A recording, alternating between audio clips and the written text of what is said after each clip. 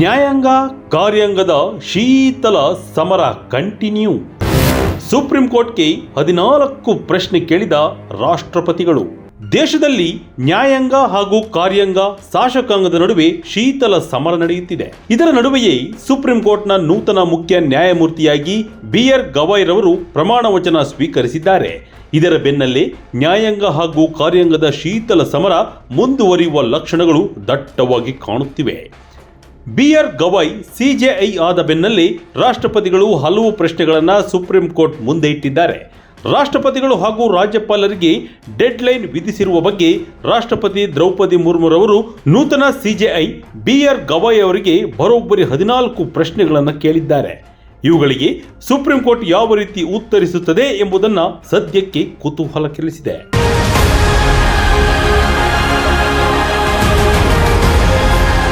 ಹೌದು, ಬುಧವಾರವಷ್ಟೇ supreme court ಮುಖ್ಯ ನ್ಯಾಯಮೂರ್ತಿಯಾಗಿ ಪ್ರಮಾಣ ವಚನ ಸ್ವೀಕರಿಸಿರುವ BR ಗವಾಯ್ ರವರು ಮೊದಲ ದಿನವೇ ಬಿಸಿ ಎದುರಿಸಿದ್ದಾರೆ.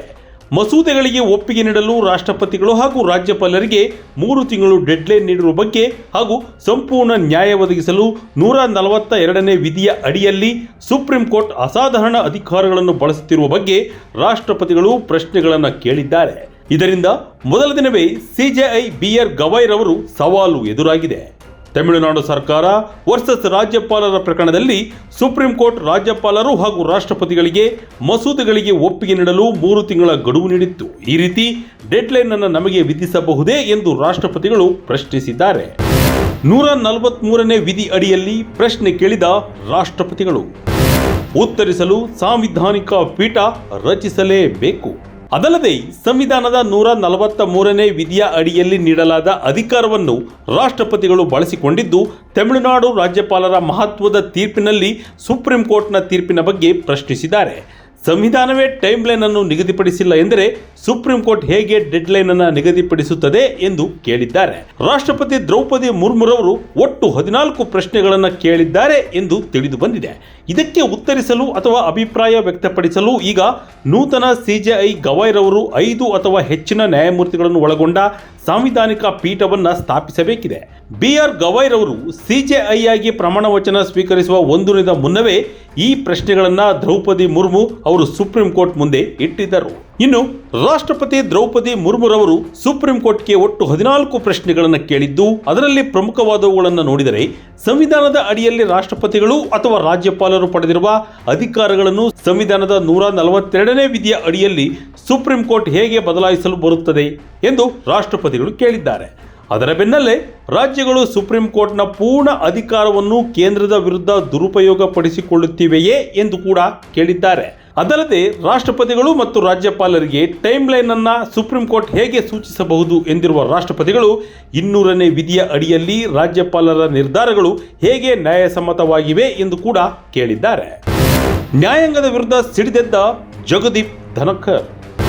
ಅಸೆಂಬ್ಲಿ ಸಂಸತ್ತನ್ನ ಮುಚ್ಚಿಬಿಡಿ ಎಂದಿದ್ದ ಬಿಜೆಪಿಯ ಸಂಸದ. ತಮಿಳುನಾಡು ಸರ್ಕಾರ ಹಾಗೂ ರಾಜ್ಯಪಾಲರ ಪ್ರಕರಣದಲ್ಲಿ ಸುಪ್ರೀಂ ಕೋರ್ಟ್ ರಾಷ್ಟ್ರಪತಿಗಳು ಹಾಗೂ ರಾಜ್ಯಪಾಲರಿಗೆ ಮಸೂದೆಗೆ ಸಮ್ಮತಿ ನೀಡಲು ಡೆಡ್ಲೈನ್ ಅನ್ನು ವಿಧಿಸಿ 10 ಮಸೂದೆಗಳಿಗೆ ಸಮ್ಮತಿಯನ್ನ ಸೂಚಿಸಿತ್ತು.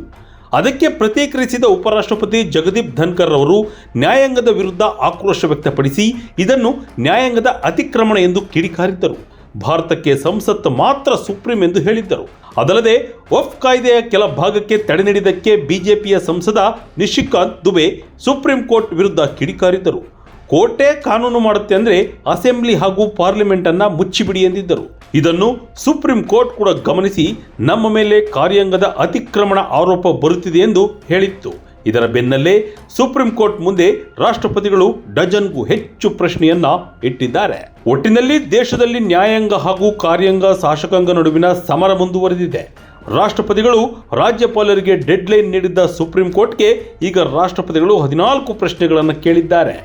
ಇದಕ್ಕೆ ಸುಪ್ರೀಂ ಕೋರ್ಟ್ ಯಾವ ರೀತಿ ಉತ್ತರ ಕೊಡುತ್ತದೆ ಎಂಬುದನ್ನು ಕಾದು ನೋಡಬೇಕಿದೆ.